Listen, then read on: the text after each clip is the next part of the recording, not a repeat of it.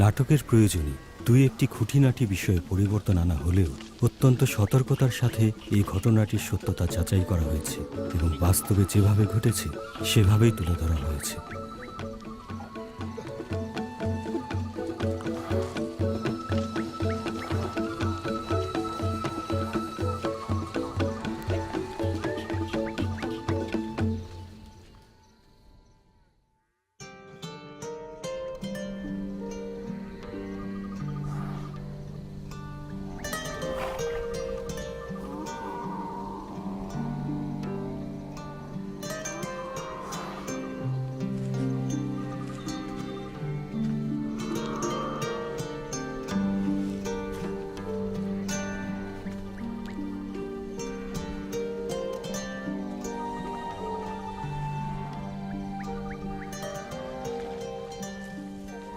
হুলানি গোষ্ঠীর চলতি রীতি মেনে যেহেতু আমি পরিবারের সবচেয়ে ছোট ছিলাম, সমাজের প্রচলিত নিয়ম মোতাবেক ফজরের নামাজের আগে আমায় উঠে পড়তে হতো।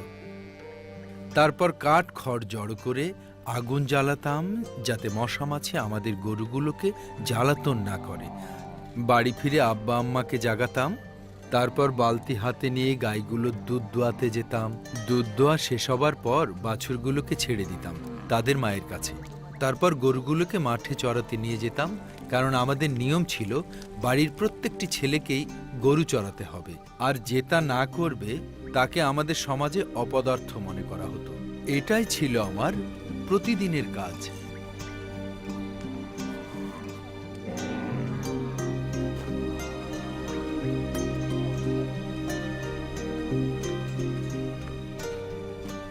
ছেলেবেলা থেকে আব্বার খুব কোল ঘেঁষা ছিলাম।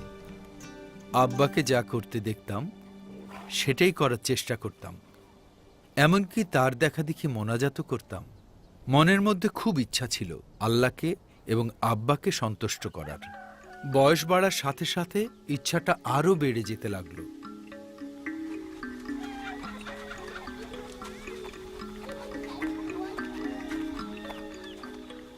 আব্বা, আমি জানি আপনি আমাকে কত ভালোবাসেন। আপনার কাছ থেকে এত কিছু পেয়েছি যে সত্যি আমার চাইবার কিছু নেই। কিন্তু আব্বা, আপনার কাছে আজকে আমার একটা আর্জি আছে। বেশ, বলো তুমি আমার কাছে কি চাও? আমি শুধু ভালো মতো লেখাপড়া করতে চাই। আমি মাদ্রাসায় গিয়ে পবিত্র কোরআন সম্পর্কে আরও শিখতে চাই। যদি এতে আপনার মত থাকে তাহলে আপত্তি করবেন না। পরে মত বদলাবে না তো? বেশ, তোমার কথা শুনে সত্যিই বড় খুশি হলাম। ঠিক আছে, তুমি বাউচিতে গিয়ে শেখ ইব্রাহিম স্কুলে ভর্তি হবে। জি আব্বা। আল্লাহ সহায় হন, তিনিই তোমাকে পরিচালিত করবেন। আচ্ছা আব্বা। তাহলে সব গুছিয়ে নাও। ঠিক আছে আব্বা। এসো। আমি চলি আব্বা।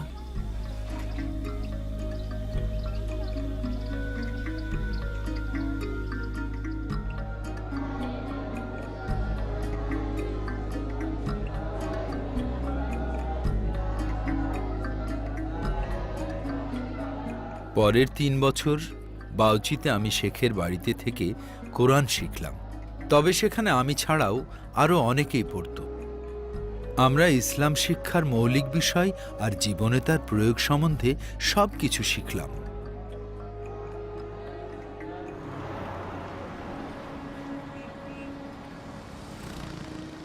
সেখান থেকে গম্বেতে গিয়ে 2 বছর ইসলাম সম্পর্কে আরও শিখলাম। গম্বেতে থেকে জানলাম কিভাবে কোরআনের ব্যাখ্যা করতে হয়। তারপর মাইদুগুরিতে কোরআনের বিষয়ে 2 বছর আমার পড়াশোনা চালিয়ে গেলাম। যখন জারিয়ায় গেলাম তখন আমি আরবি ভাষায় লিখতে পড়তে বেশ পটু। আরও 1 বছর আমি জারিয়াতে থেকে ইসলাম শিক্ষা আরও রপ্ত করে নিলাম। ততদিনে আমার বয়স 22 পার হয়ে গেছে। তাই তখন আমি ঠিক করলাম কোরআনের বিষয়ে আরও গভীরভাবে জানতে যদি কোনোভাবে আরবে গিয়ে আরও পড়াশোনা করতে পারি। কিন্তু তখনই বাড়ি থেকে আব্বা হঠাৎ আমাকে ফিরে আসতে বললেন।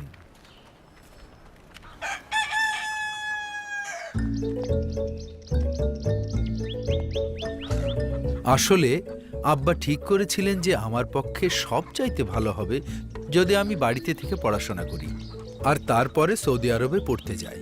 কিন্তু তারপর তিনি ভাবলেন অন্য দেশে যাওয়ার আগে যদি আমি বিয়ে করি তাহলে সবার পক্ষে ব্যাপারটা খুব ভালো হবে। অগত্যা অন্য কোথাও না গিয়ে বাড়িতে রয়ে গেলাম।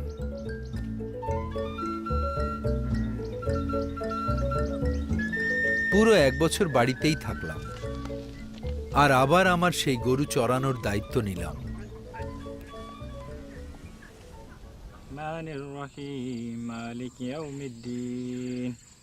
গ্রামে আমি সবাইকে ইসলাম শিক্ষা দিতাম। একদিন মাঠ থেকে গরু চড়িয়ে ফিরে মাগরিবের নামাজের পর খেতে বসে আমরা সবাই গল্প করছিলাম। আব্বা আমার স্বাধীন না হওয়া নিয়ে কথা তুললেন, কিন্তু আমি মনে মনে ভাবছিলাম সৌদি আরব গিয়ে যদি আমি ইসলাম শিক্ষা বজায় রাখি সেটা শাদী করে সংসার পাতার চেয়ে আমার পক্ষে বেশি ভালো হবে। তোমার সাথে যাদের শাদী হবার কথা তাদের কি হবে? আব্বা, আপনি তো জানেন এখনো আমার শাদী হয়নি। হ্যাঁ ঠিক আছে, কিন্তু শাদী করাটা কি আল্লাহর ইচ্ছে নয় বাবা? জি, অবশ্যই আল্লাহর ইচ্ছা। তার ইচ্ছার প্রতি তোমার সন্দেহ আছে কি? না না আব্বা, আমি শুধু আল্লাহকে আরো জানতে চাই, আর সেটাই আমার মনের একমাত্র স্বাদ। আমি তোমাকে দোষ দিচ্ছি না, তোমার স্বাদ পূরণে বাধাও দিচ্ছি না, কিন্তু সৌদি অনেক অনেক দূরের দেশ। তোমার আম্মা বলছে যদি তুমি একবার সেখানে যাও তাহলে হয়তো আর ফিরবে না। কাল সকালেই না হয় এ নিয়ে কথা বলবো।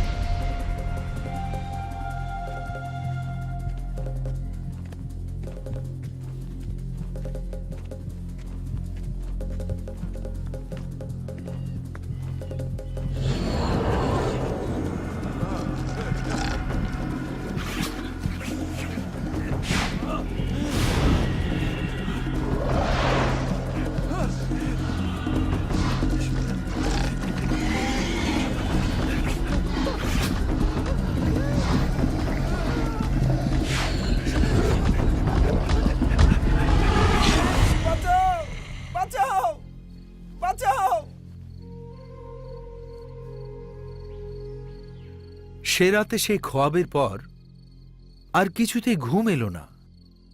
ভোর না হওয়া পর্যন্ত বসে রইলাম। একবার ভাবলাম সব আব্বাকে খুলে বলি, আবার এটা মনে হলো কোনো কিছু না বলাই ভালো। সেদিন সারা সকালটা একেবারে কোথাও গেলাম না। সারাটা দিন বাড়িতে শুয়ে বসে থেকে সন্ধ্যার পর সবার সাথে মাগরিবের নামাজ পড়লাম। প্রতিদিনের মতো গল্প করতে করতে খাওয়া দাওয়া সারলাম।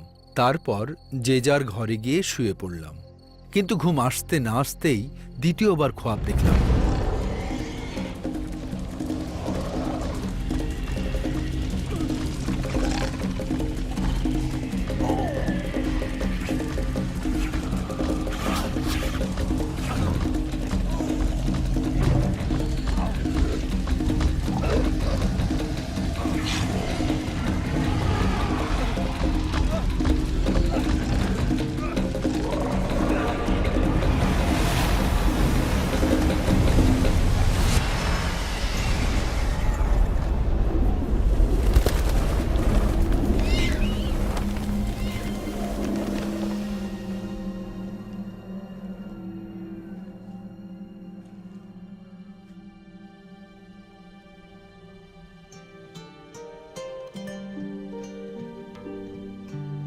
তুমি এখানে কি করছো?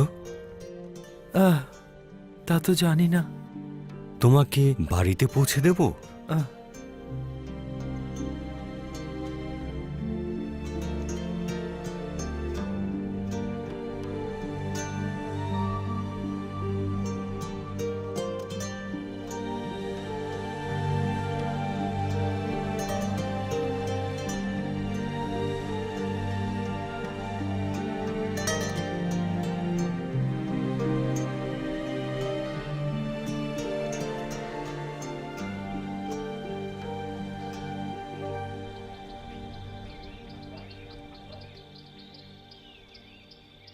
আমি তোমাকে ভালোবাসি।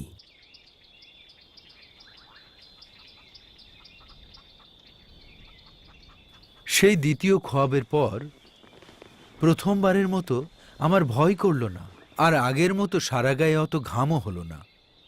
কিন্তু একটা কথা তখনই মনে হলো, যিনি আমাকে দেখা দিলেন তিনি আসলে কে, আর তিনি আমাকে ঠিক কি বোঝাতে চাইছিলেন।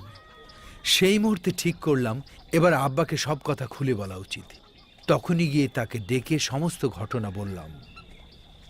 তিনি শোনা মাত্রে ব্যস্ত হয়ে উঠলেন। তৈরি হয়ে নাও, ওঝার কাছে যাব।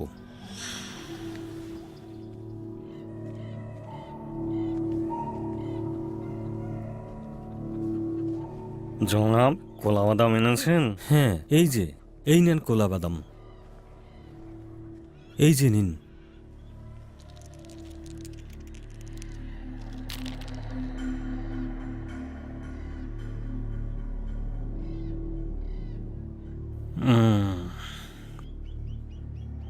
পথ দেখাও, পথ দেখাও, শুধু পথ দেখাও।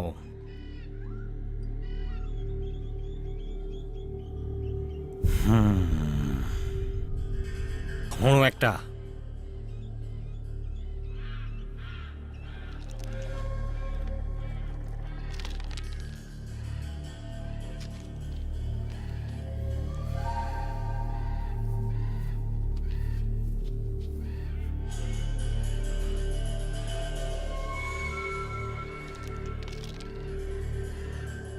জনাব,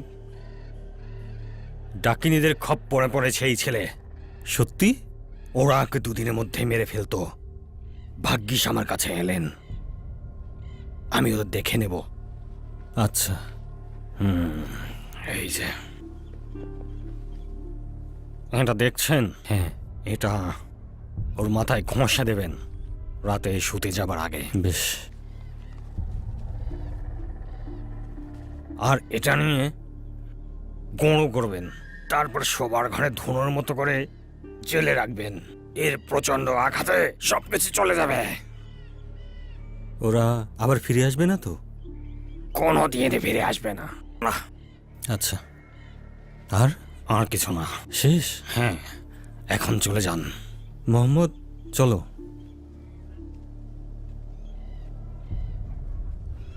ইয়াল্লাহ, ইয়াল্লাহ, পথ, পথ।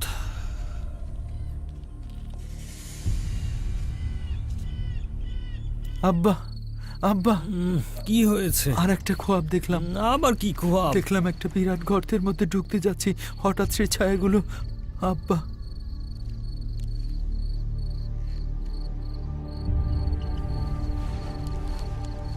একজনের বড় বড় দাঁত আর থাবায় ভীষণ ধারালো নখ। সে বলল আমি গর্তে যদি না লাফ দিই তাহলে একটা সিংহ আমায় মারবে। কিন্তু ঝাঁপ দিতে যেতেই সেই সাদা পোশাক পরা লোকটি এলেন। সাদা পোশাক পরা লোক? হ্যাঁ, যিনি আগের খোয়াবে আমাকে সাহায্য করেছিলেন। তারপর কি হলো? তিনি আমাকে জিজ্ঞাসা করলেন আমি বাড়ি ফিরছি কিনা। আমি হ্যাঁ বলতে তিনি জানতে চাইলেন আমার সাহায্য চাই কিনা। আবার হ্যাঁ বলতে তিনি নিজের পা সেই গর্তটাই রাখলেন, অমনি সেটা বন্ধ হয়ে গেল। তারপর তিনি আমায় বাড়ি পৌঁছে দিয়ে যাবার সময় বললেন তোমায় ভালোবাসি। আর সেই ছায়ামূর্তিগুলো? তাকে দেখে অদৃশ্য হয়ে গিয়েছিল। এবার শুতে যাও, খোয়াব তো শেষ হয়ে গেছে। আব্বা, খুব ভয় করছে। তুমি সাধারণ একটা খোয়াবকে তো ভয় পাচ্ছ কেন? আব্বা, এটা সাধারণ খোয়াব নয়। ওঝার দেওয়া ওষুধগুলো চালিয়ে রেখে ঘুমিয়ে পড়ো। এরপরেও যদি খোয়াব দেখো তবে কাল সকালে সোকোটোতে গিয়ে আরেকজন বড় ওঝাকে দেখাবো। কেমন? এবার বিছানায় যাও।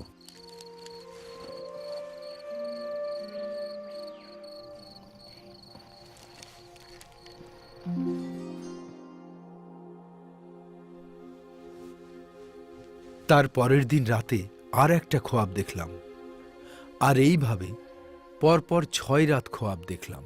প্রত্যেক খোয়াবেই সেই একই ঘটনা। ধবধবে সাদা পোশাক পরা সেই পুরুষ বারবার ছায়াগুলোর হাত থেকে আমাকে রক্ষা করলেন, আর প্রত্যেক খোয়াবের শেষে একইভাবে আমার কাছে এলেন। প্রতিবার সেই একই কথা, একইভাবে তিনি আমাকে বলতে থাকলেন, পুত্র আমার, আমি তোমাকে ভালোবাসি, তোমাকে মহব্বত করি, ভালোবাসি। তখন আমি বুঝতে পারলাম, আমার খোয়াবে যিনি এসেছিলেন, সেই সাদা পোশাক পরা পুরুষটি আসলে আল্লাহর প্রেরিত ঈসা, যাকে খ্রিস্টিয়ানরা যিশু নামে সম্বোধন করে। এরপর সর্বশেষ খোয়াব দেখলাম, সেটা ছিল আমার সপ্তম খোয়াব।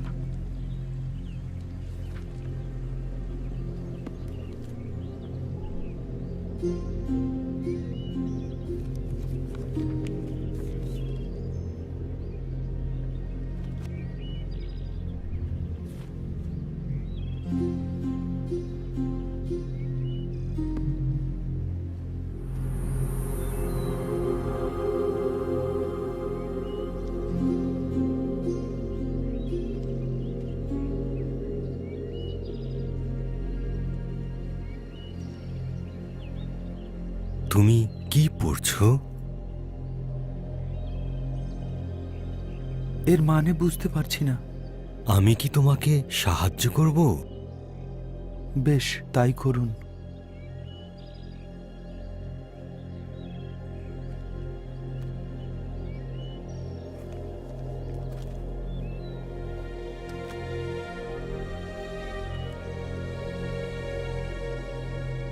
মোহাম্মদ, এই বই স্বয়ং আল্লাহর বাক্য।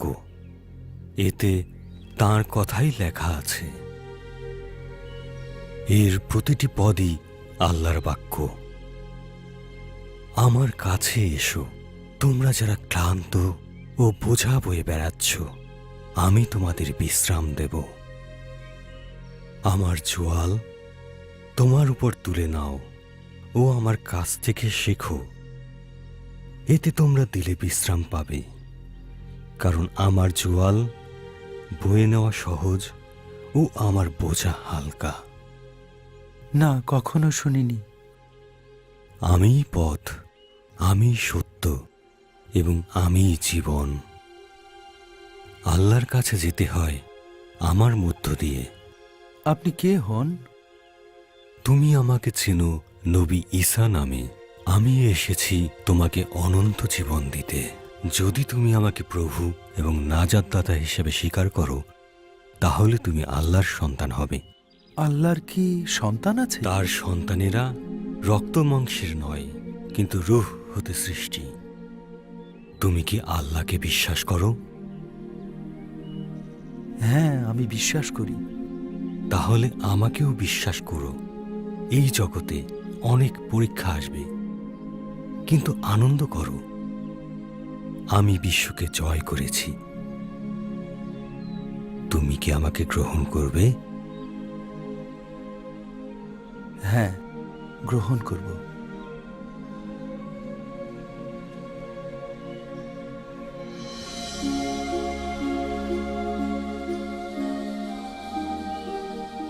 পরদিন সকালে ঘুম থেকে উঠে ঠিক করলাম পাশের গ্রামে একজন ইসাইর কাছে যাব।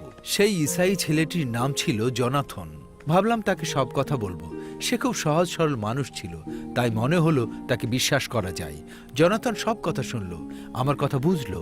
সে তখনই বাউচিতে গিয়ে একজনের সাথে দেখা করলো। তিনি একজন ইমাম। জোনাথন তাকে সাথে নিয়ে নিজের গ্রামে গিয়ে তাকে সেখানে রেখে এলো। সেই মানুষটি প্রত্যেক রবিবার জোনাথনের গ্রামে গিয়ে সেখানকার জামাতের তবলিগ করতেন। আপনি একটু এখানে অপেক্ষা করেন, আমি মোহাম্মদকে নিয়ে এখানেই ফিরে আসছি। ঠিক আছে।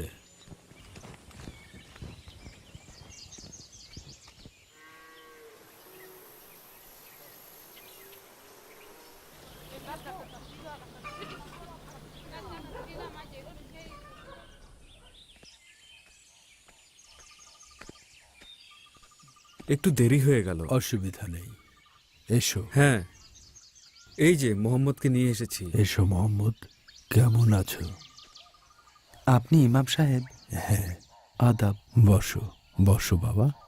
জনাথন তোমার স্বপ্ন সম্পর্কে সবকিছুই বলেছে।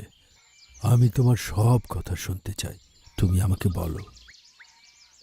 তাহলে শোনেন ইমাম সাহেব, আমি বেশ কয়েকবার ওইসব ভয়ঙ্কর খোয়াব দেখেছি। কয়েকজন কালো আলখাল্লা পরা ছায়া খোয়াবের মাঝে বারবার আমাকে ভয় দেখাতো, কিন্তু তারপর একজন সাদা পোশাক পরা লোক আমাকে রক্ষা করতেন।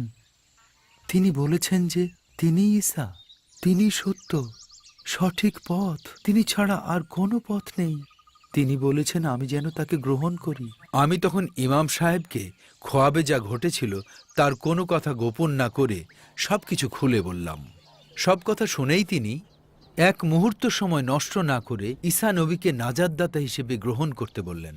এই মুহূর্তে তিনি তাকে গ্রহণ করার যে আমন্ত্রণ জানিয়েছে তা গ্রহণ করতে পারবে?